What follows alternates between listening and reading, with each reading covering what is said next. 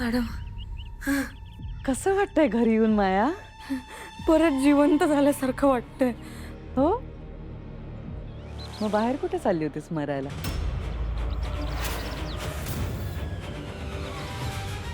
नाही नाही, मरायला नाही. मी मी मी बघत होते. मी सगळं बघत होते. सगळं कसं रिअल आहे ना. म्हणजे मी इतके दिवस ते ड्रॉइंग बुकमध्ये होते, त्यामुळे हे आता हे खरंच खरं आहे की नाही हे मी चेक करत होते. मी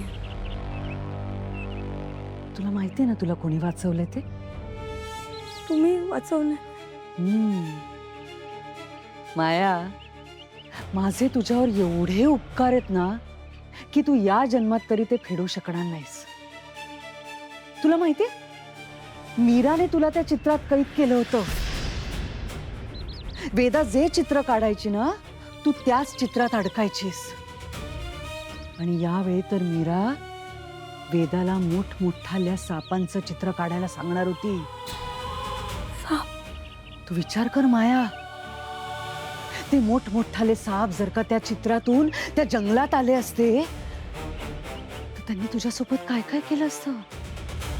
त्यांनी स्वतःचं असं मोठं तोंड उघडलं असतं आणि तुला गिळवून टाकलं असतं आणि कोणाला कळलंही नसतं की तू त्या जंगलात मेलीयस.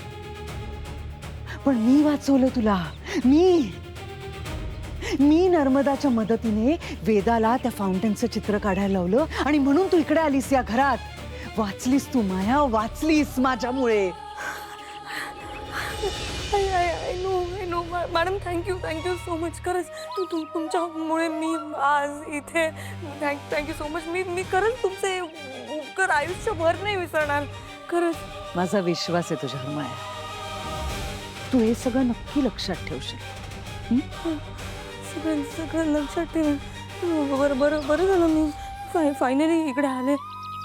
मी तुम्हाला खरं सांगते, तिकडे ना मला वेड लागायची पाळी आली. म्हणजे असे इतके वेगवेगळे विचित्र कॅरेक्टर्स होते तिकडे. म्हणजे ते नाही का, ती लहानपणी ते स्टोरीजमध्ये ती भोपळ्यातली म्हातारी होती, मग ती आली, मग ती काहीतरी बडबडते. त्यानंतर वेताळ सुद्धा आलेला तिकडे. किती सगळे कॅरेक्टर्स. म्हणजे हा, अहो वेताळ, ते विक्रम वेताळ. त्याच्यामध्ये तो वेताळ असतो, तो विक्रम त्याच्या मानेवर बसतो, त्याला वेगवेगळे प्रश्न विचारत असतो. तो वेताळ आलेला, तो मला प्रश्न विचारत होता. काय विचारत होता? कुठलं तरी देवीबद्दल विचारत होता.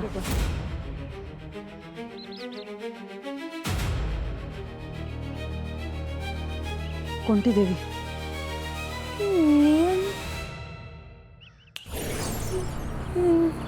श्रीदेवी. काय? श्रीदेवी? हा, श्रीदेवी. जयप्रदा, जितेंद्र, नाही का, माधुरी. माया, श्रीदेवी ही एक ऍक्ट्रेस आहे. हे सगळेजण ऍक्टर ऍक्ट्रेसेस आहेत. कळतंय तुला? हो, बरोबर आहे. हे ऍक्टरच आहेत. हे बरोबर नाही. बरोबर नाही हे. नाही. एक मिनिट मॅडम, मला कळत नाही मी काय बोलते. माझं ना डोकं फिरतंय, मला काही कळत नाहीये. मी आराम करते. मी येते. श्रीदेवी, काय चाललंय हिचं?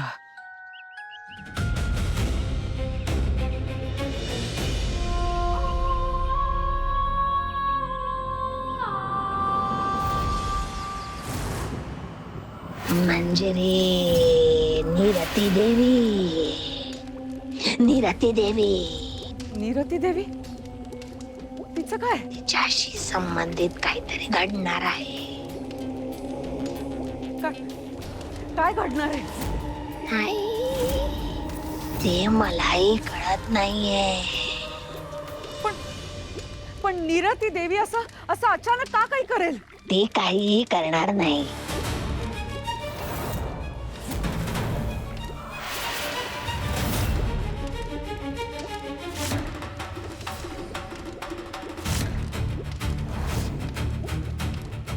मार्जारी, मार्जारी काय झालं? काय झालं? म्हणजे रे काहीतरी भयंकर घडणार आहे. भयंकर संकट. संकट आपल्यावर संकट येणार आहे. निरती देवी, पौर्णिमा, काहीतरी घडणार आहे. काहीतरी घडणार आहे. मंजिरी सावध राहायला हवं. काहीतरी घडणार आहे.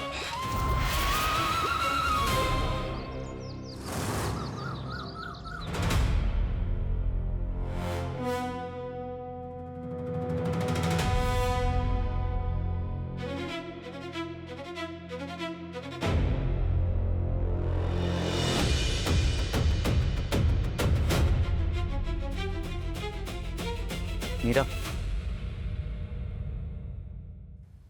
हां हा मीरा, माया परत आली मला कळलं. आणि कदाचित नर्मदा आत्याने तिला परत आणलं. म्हणजे नर्मदा आत्या वेदाला ना आपल्या घराबाहेर जे फाउंटन आहे त्याचं चित्र काढायला आग्रह करत होती. सो त्या चित्रातून माया परत आली असावी. खरंच? मी नर्मदा आत्याला विचारायचा प्रयत्न केला पण तिने स्पष्ट असं काही सांगितलं नाही मला. ही मंजिरीची चाल असणार. म्हणजे तुला आणि मला सोडून सगळे मंजिरीच्या बाजूने आहेत. नाही नाही, तसं नाही आहे. पण मंजिरीचं खरं रूप सगळ्यांना माहीत नाही अजून. काही जण तिच्या दबावाखाली तर काही तिला घाबरून तिची कामं करतात. पण एवढं मात्र नक्की आहे की माया मंजिरी सोबत आहे. हे बऱ्याचदा प्रूव्ह झालंय की मायाने मंजिरीला मदत केली.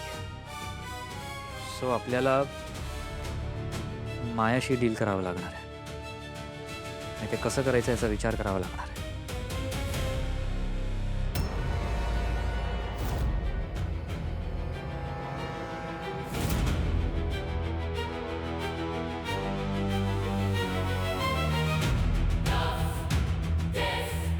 मीरा, तू हे असं कॅलेंडरवर सर्कल का केलंयस?